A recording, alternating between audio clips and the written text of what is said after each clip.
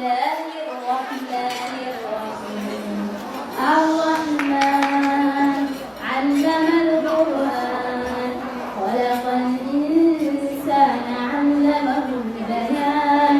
الشمس والقمر بحسبان والنجم والشجر يسجدان والسماء رفعها ووضع الميزان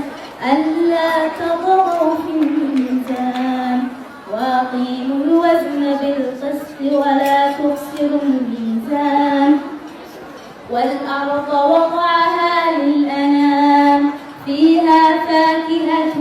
والنخل ذات الأكمام والحب ذو العصف والريحان فبأي